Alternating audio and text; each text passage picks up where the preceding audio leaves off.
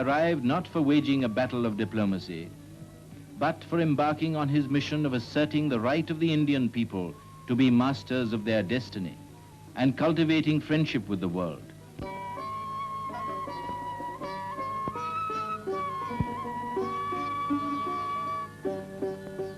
Accompanying Gandhi were two fellow delegates, Sarojini Naidu and Madan Mohan Malaviya.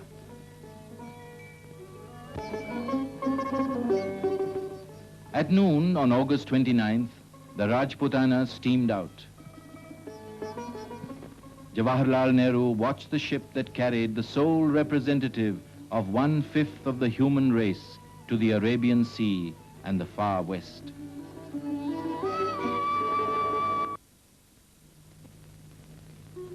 Gandhi was in the best of spirits during the voyage. Riding the pitching seas like a veteran mariner, he selected for himself a corner on the second-class deck where he spent most of the day and the whole of the night under the canopy of the starlit sky.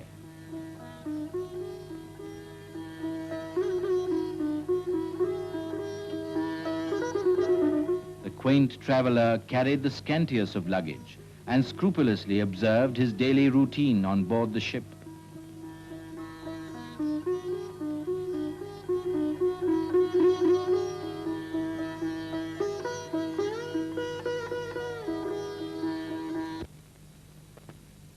After a weary voyage of 1,660 miles, daylight broke over the rock-crested shores of Aden. Gandhi steered the Rajputana into the first port of call. "I hope I do not capsize the boat," he remarked as he turned the wheel.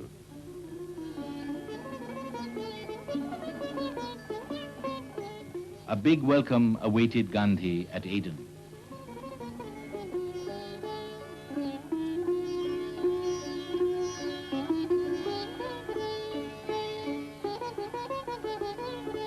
He arrived at the citizens' meeting to receive an address of welcome and a purse. In his first public speech outside the Indian subcontinent since 1914, he declared that India did not stand for isolated independence. 1/5 of the human race becoming free through non-violence and truth can be a great force of service to the whole of mankind. He extolled the simple way of life associated with the Caliphs and told the Arabs to help solve the Hindu-Muslim problem.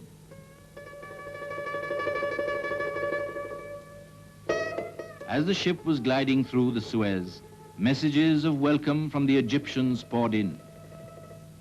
On crossing the Egyptian waters, Madame Zaghlul Pasha sent the great leader of Great India her best wishes for the success of the Indian cause.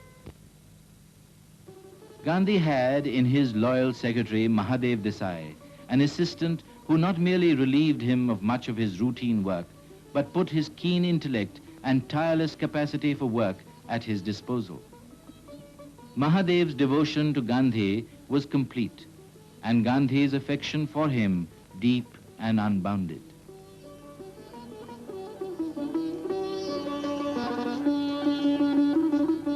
On the misty, cold morning of September 11th, SS Rajputana anchored at Marseille.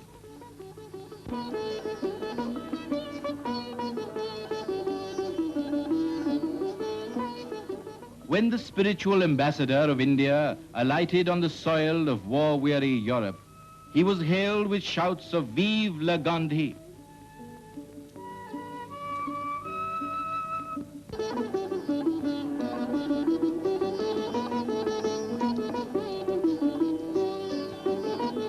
At Folkestone on September 12th, Britons gathered to greet the guest of the nation. Gandhi landed on British soil with thoughts of the hard task ahead. "I am here to vindicate the honor of India and to uphold truth as I see it, for I believe it is the keystone of life."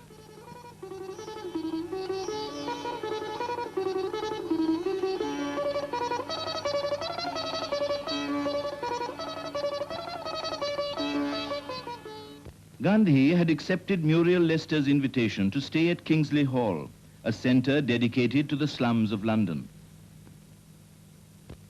The members of every section of Bow assembled outside Kingsley Hall to welcome Gandhi.